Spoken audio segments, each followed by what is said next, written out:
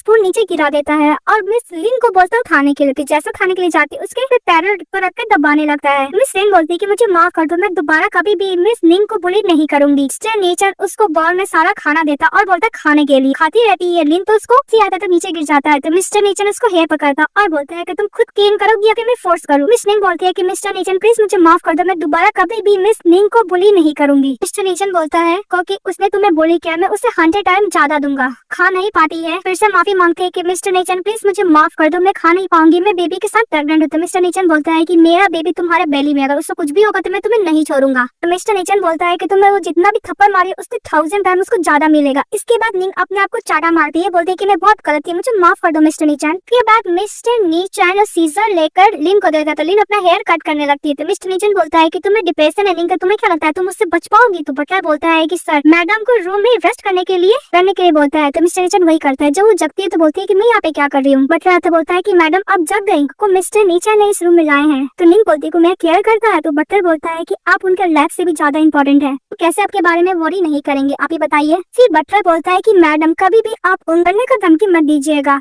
ये नीचन फैमिली का डिजीज है जो अपनी वाइफ को लेकर कुछ ज्यादा ही पॉजिटिव रहता है। मिस्टर नीचन के फादर अपनी वाइफ को लेकर कुछ ज्यादा ही पॉजिटिव थे, इसकी वजह से उनकी मदर छत से कूद कर अपना जान दे दी। इसके बाद मिस्टर नीचन के फादर पर क्रेजी हो गया और मिस्टर नीचन को बहुत ज्यादा बुली किए हैं, पर आप भी उनके साथ वैसे ही करेंगे तो वो भी पागल हो जाएंगे। फिर बटलर बोलता है कि आप जाके खाना खा लीजिए। तो हमारी फीमेल खाना खाने के लिए जाती है, तो मिस्टर नीचन उसको देखता है। फिर मन में बोलता है कि मेरी वजह से मिस लिन को डिजीज हुआ, अगर हम उससे दूर रहेगी तो हो सकता है कि उसका इलनेस क्योर हो जाए। फिर वो खाना खाती है, तो मिस्टर नीचन उसको इनडायरेक्टली सब खाने के लिए बोलता है, सूप भी देता है पीने के लिए। तो हमारी फीमेल मिस्टर नीचन के लैप से बैठ जाती है, बोलती है कि मिस्टर नीचन क्यों नहीं हम लोग दोबारा साथ हो जाते हैं। इसके बाद मिस्टर नीचन मन में सोचता है कि अगर ये मेरे पास रहेगी तो इसको और भी ज्यादा सीरियस हो जाएंगे, तो मुझे इसे दूर करना होगा। तभी उसको धक्का देके हटा देता है और बोलता है कि तुमने मेरे पैरों पर भी बैक्टीरिया लेकर आ गई है। सूप उसको दिया था, वो हाथ से मारता है जिसके सब नीचे गिर जाता, टूट जाता है और बोलता है मैंने गोंग रे फैमिली को कांटेक्ट किया था और तुम्हें लेने के लिए कुछ दिन में आ जाएगा, उसके साथ चली जाना, तुम्हारा जितना भी स्टाफ है मैं तुम्हें दे दूंगा। और हाँ 3 मंथ में मेरा और मिस लिन का शादी है, तो अटेंड करने के लिए आ जाना। तो बटलर कुछ बोलने वाला था, तो मिस्टर नीचन उसको चुप रहने के लिए बोलता है।